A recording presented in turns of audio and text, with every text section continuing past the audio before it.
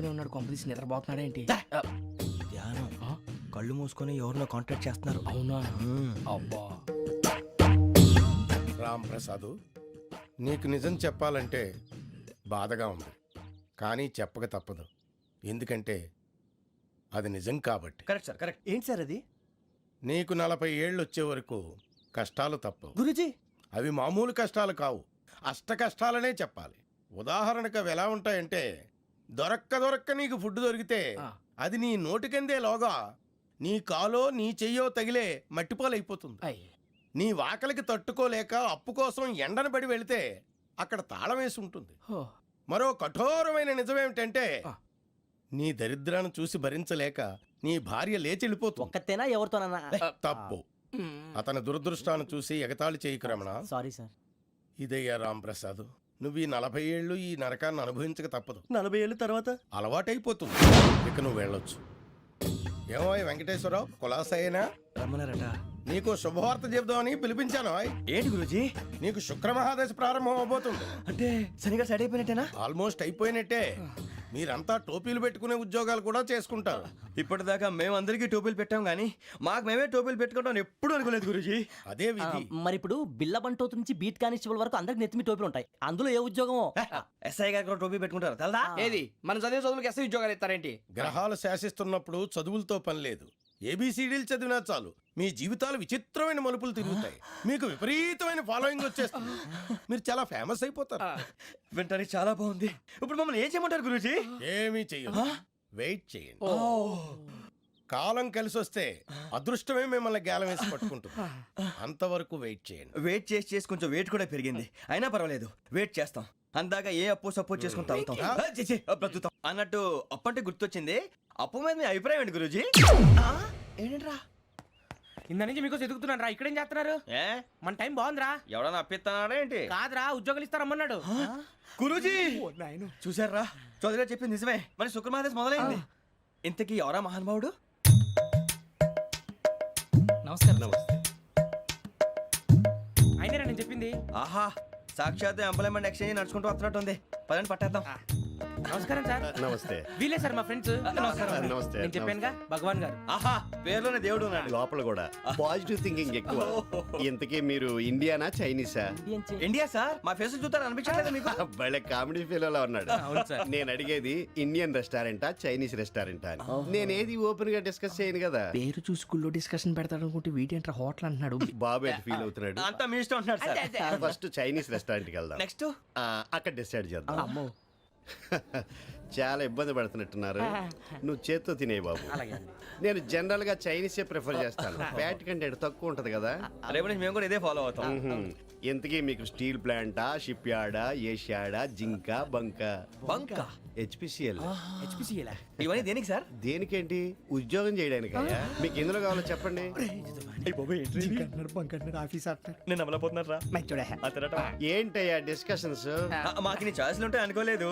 మీరు సడన్ గా zinc bunk అంటే సింక్ అవడానికి కొంచెం టైం పట్టింది. అదే అదే. జేసీ గారు టోపీలు పెట్టుకుని ఉద్యోగం అన్నారుగా. వీటిలో టోపులు పెట్టుకునే జాబ్లు ఎక్కడ ఉన్నాయండి? అన్నిటిలోనే ఉంటాయి, వాటిలో కూడా ఉంటాయి. వాచ్మెన్ ఉద్యోగం కావాలా? ఇంతకీ మీరు అనే జాబ్ ఏంటి సార్? నేను చెప్పేది టోపులు పెట్టుకునే ఉద్యోగం కాదు, టైల్ కట్టుకునే ఉద్యోగం. అది టైల్ కట్టుకోవటం మాకు రాదు. వాళ్ళు కడతారులే. ఇంతకీ మీకు జిఎం కావాలనా, ఏ జిఎం కావాలనా? అట్లా పిలుస్తున్నాడు చూడు బాబు. జిఎం అడిగితే ఎలా ఉంటుందంట? ఏజీఎం అంటే వెంటనే కొంచెం పెద్దదిగా ఉంది. ఏజీఎం ఇప్పించండి సార్. అనుకున్నాను నువ్వు ఇది అడుగుతావని. జిఎం అంటే జనరల్ మేనేజర్, ఏజిఎం అంటే అసిస్టెంట్ జనరల్ మేనేజర్. తూచండి, మాకు జిఎంఏ కావాలి సార్. అది సరే కానీ భగవాన్ జీ, ఈ ఉద్యోగాలకి టోపులు పెట్టుకుని వెళ్ళొచ్చా? నీ ఇష్టం వచ్చినట్టు వెళ్ళొచ్చమ్మా. నాకు జింక్లో నాకు స్టీల్ ప్లేట్ నాకు బంకులో గానీ. కన్ఫ్యూజ్ చేయగానే ఆయన్ని అందరికీ ఒక చోట ఇప్పించండి సార్, కలిసి పని చేసుకుంటాం. జీతం ఎంతండి? 30,000 అంటే 40,000. వడ్డీ ఎంత? అప్పు కాదయ్యా, నీకు ఇచ్చే జీతం. అంటే తిరిగి ఒక్కలేదా? ఫ్రస్ట్రేషన్ లో ఉన్నట్టున్నాడు. అవునండి. నువ్వు ఇచ్చిన వాళ్ళు తీసుకోరు. మాకు అవసరం కూడా అదే.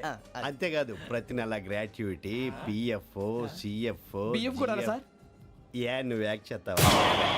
భగవాన్ జీ, మీరు ఇదంతా ఎందుకు చేస్తున్నారు? ఊరికే మాత్రం కాదు, నేను మంచోడని చెప్పి నా కారు పెట్రోల్ లేకుండా వెళ్తుందా? వెళ్దాం. నేను ఇచ్చుకోవాల్సినవి ఉంటాయి కదా. ఇలా చూడు, అందుకని ఉద్యోగానికి వాళ్ళ ఆకారం తీసుకుంటా. మా గెటబుల్ చూసి మీరు అపార్థం చేసుకుంటున్నారు. మాకంత పొజిషన్ లేదండి బాబు. పోనీ నలుగురు కలిసి ఉద్యోగం చేసుకోవచ్చా? మీ దరిద్రం నాకు అర్థమైంది. థ్యాంక్స్. మీ నలుగురు కలిసి ఓ ₹1,00,000 ఇవ్వండి చాలు. నేను నమ్మనరా, డబ్బుల విషయంలో అసలు నమ్మను. నాన్నగారు మీరు అలా అంటాం భావ్యం కాదు.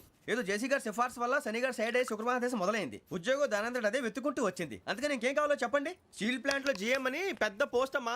జీతం 30,000, నెల నెల ప్రమోషన్లు, సిఎఫ్లు, డిఎఫ్లు, పిఎఫ్లు, బిఎఫ్లు. ఇవన్నీ నువ్వు చదివిన చదువుకే. అబ్బాబే దీనికి చదువుకి సంబంధం లేదండి. చెప్పాను కదా శుక్ర మహాదశ. అది దాని పవర్ అనుకోండి, ఎఫెక్ట్ ఈ అనుకోండి. రోజుల్లో కూడా గ్రహాలు ఏటా nonsense? అబ్బా ఏంటండి వాడన్న ప్రతిదాన్ని ఇలా కొట్టి పడేస్తారు. చిన్నప్పటి నుంచి లక్షలు పోస్ట్ చదివించారు. ఎహె, అమ్మా నువ్వు లేని పోనీ పెట్టుకో. లక్షలు ఎక్కడైనా ఊరుకోరా, మాట వరుస కదాలే. ఒక 25,000 ఇస్తే వాడి జీవితం సెటిల్ అయిపోతుంది అంటున్నాడుక. అంతగా ఆలోచిస్తారేంటండి? అమ్మా నాకు ఉద్యోగం రాగానే మీ అందరి స్టీల్ ప్లాంట్ షిఫ్ట్ చేస్తానే. ఓకే నువ్వు చెప్పేదంతా కరెక్టేనా? నాన్నగారు మీకు అంత అనుమానం అది ఇవ్వకండి. సర్లే, ఇప్పటికిప్పుడు అంత డబ్బు అంటే కష్టం గానీ నా కెనటిక్ హోండా అమ్మాలి. నాకు తెలుసు మీరు ఆ నిర్ణయం తీసుకుంటారని, అందుకే పార్టీని పట్టుకొచ్చాను. బయట వెయిటింగ్.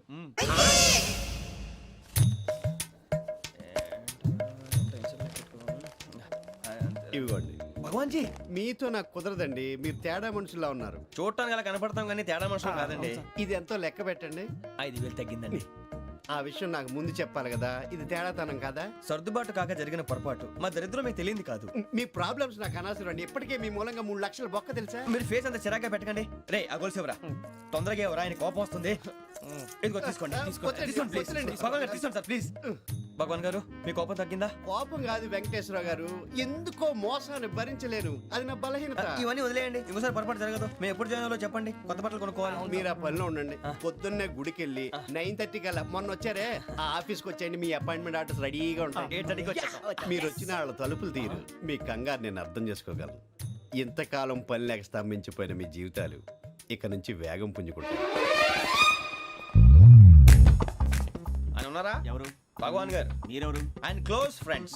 సరే లోపల రండి. పదా సార్ వీళ్ళు భగవాన్ క్లోజ్ ఫ్రెండ్స్ అంటారు. సరే నువ్వు వెళ్ళి నేను మాట్లాడతా. సార్ మీరంతా భగవాన్ స్నేహితులా? అవును, అలాంటి స్నేహితులు ఉన్నందుకు గర్వపడుతున్నాం. సరే ఏంటి సంగతి? ఏముంది, మా అపాయింట్మెంట్ ఆర్డర్ చేస్తే పట్టుకులు చేరిపోతాం. ఈ రోజు గురు పౌర్ణమి, మంచి రోజు. అపాయింట్మెంట్ ఆర్డర్ ఏంటి? మీకు అందాల్సిన నీకు అందనట్లేదు. ఏంటది? ఏంటంటావేంటి? ఒక్కోడు 25,000 ఇచ్చాం.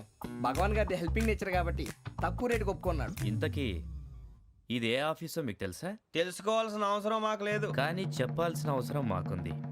యాంటీ కరప్షన్ బ్యూరో అంటే అవినీతి నిరోధక శాఖ. లంచం తీసుకోవటమే కాదు, ఇవ్వటం కూడా నేరం. మీ భగవాన్ గారు ఒక 420. మా బాబుకి ఎన్ని తిట్లు వచ్చిన విషయం నిన్నే తెలిసింది నాకు. ఇంతవరకు మా బాబు నా ఒట్టుమే చేయలేదని మీ అందరితో గర్వంగా చెప్పుకునేవాడిని. First time man handing record 5,000 తక్కువే నా గోల్ చెలుగు లాగేస్తున్నాడు. అంతే. అరే కోపడకండి రా, వాడు ఇక్కడే దొరుకుతాడని మా ఫ్రెండ్ చెప్పాడు. తొక్క దొరుకుతాడు. మీకు జింక్ లో కావాలనా, బంక్ లో కావాలనా, స్టీల్ ప్లాంట్ లో కావాలనా, షిప్ యార్డ్ లో కావాలనా? అంటే ఎక్కడ పడితే అక్కడ ఇప్పిస్తారా సార్? ఎక్కడ పడితే అక్కడ, ఎలా కావాలంటే అలా చేసుకుందాం, ఇబ్బంది ఏమీ లేదు. ఆపరేషన్ లో కావాలనా? అవి గేమ్స్ కదా సార్. ఆ స్పోర్ట్స్ కోటా లేవయ్యా. ఏమైంది సార్? ఉద్యోగాలు ఇప్పించమని ఎంట పడుతున్నారు. నువ్వు టచ్ లో ఫోన్ చేయ.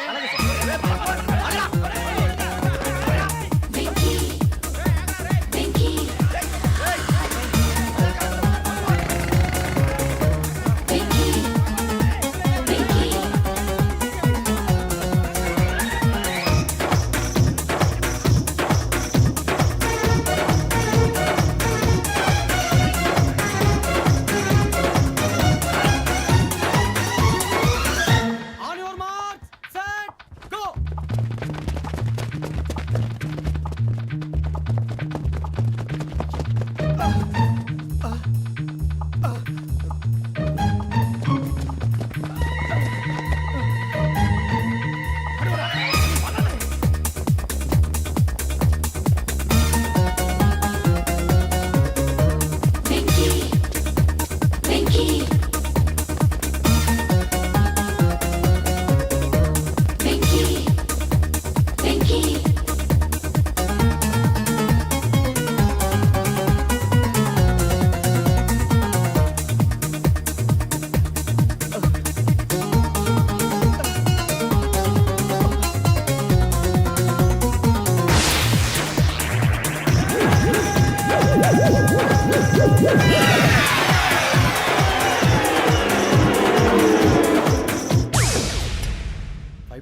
అవును అవును సార్.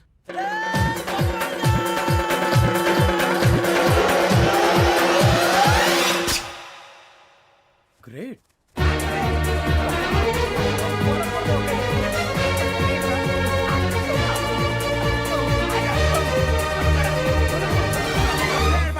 మీ నలుగురు సెలెక్ట్ అయ్యారు. దేనికి?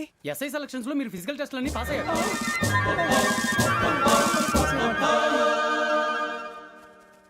కానీ మేము అప్లై చేయలేదు సార్. అప్లై చేయలేదా? చేయి వదలకండి సార్, కాలు పట్టుకోవాల్సి వస్తుంది. రాగరాకు వచ్చిన అవకాశం. సరే, మీరంతా డిగ్రీలు పాస్ అయ్యారా? ఎప్పుడో. ఓకే, ఇప్పుడు అప్లై చేయండి. Thank you sir. నేను మేనేజ్ చేస్తాను. Thank you sir. మీరు రిటర్న్ టెస్ట్ ప్రిపేర్ అలాగే అవ్వండి. Sir. All the best. Hello, నేను గజాల మాట్లాడుతున్నాను. గజాల? జీకే గజాల మగాడి సార్. అయితే నీకు కావాల్సిన కెమెరా నా దగ్గర ఉంది. కెమెరా? నాకే కెమెరా అక్కర్లేదు. శర్మ గారు, మీరు పోలీస్ అయితే నేను దొంగని. రైల్లో పెద్ద ఆయన కెమెరా కొట్టేసింది నేనే. అందులో ఏముందో కూడా నాకు తెలుసు. ఇంకా బుకాయించడానికి ప్రయత్నం చేయకండి, అది మీకే నష్టం. ఏం కావాలి నీకు? ఏం కావాలంటే ఏం చెప్తాను. ఒక 5 లక్షలు కొట్టండి. నువ్వు ఎక్కడున్నావు? గెలాక్సీ థియేటర్ పక్కన అల్ఫా కేఫ్లో. త్వరగా తీసుకురండి. ఇప్పుడు ఎక్కడ కొట్టాలరా నిన్ను? కొట్టకుండా పనే మార్గం లేదా? ఉంది. ఆ కెమెరా ఇచ్చేస్తే. ఆ కెమెరా ఇచ్చే లేచే ఇచ్చే. తీసుకో. మాట తప్పుతున్నారు. నీలాంటి ఎదల దగ్గర కూడా మాట మీద నిలబడతారేంట్రా? ఆ. అని నేను ఒక దెబ్బతో ఎందుకు ఊరు పెడతానో తెలుసా? కట్ 5 నిమిషాలు తెలుసు చూడు. కెమెరా దొరికిందరా?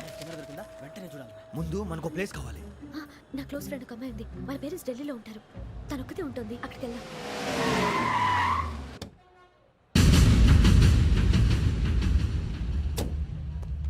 గజాల ఇక్కడ? ఆడున్నాడు సార్.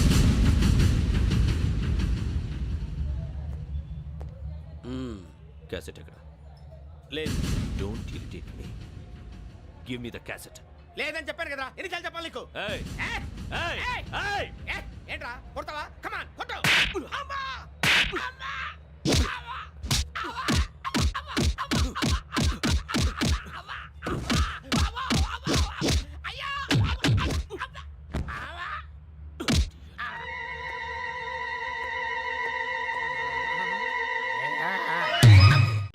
అమ్మయ్యా, ఈ క్యాసెట్ గవర్నర్ గారికి అందిస్తే మనం ఈ నేరం నుంచి బయటపడిపోయి మన ఉద్యోగాలు మనం చేసుకోవచ్చురా. ఉద్యోగాల మాట దేవుడు ఎరుగు. ముందు మన ఊరు వెళ్ళిపోతే ఏ అప్పు సొప్పు చేసి బతికేయచ్చు. ఒరే అన్నట్టు చాన్నాలేంది మందేద్దాను రా. అవునరా?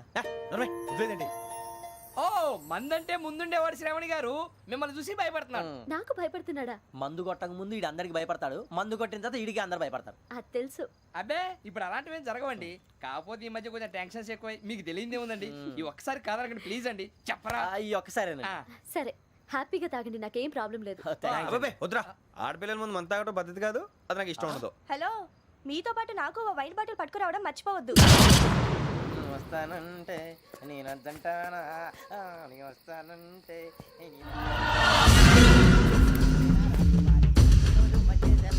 చాలా రోజులైంది.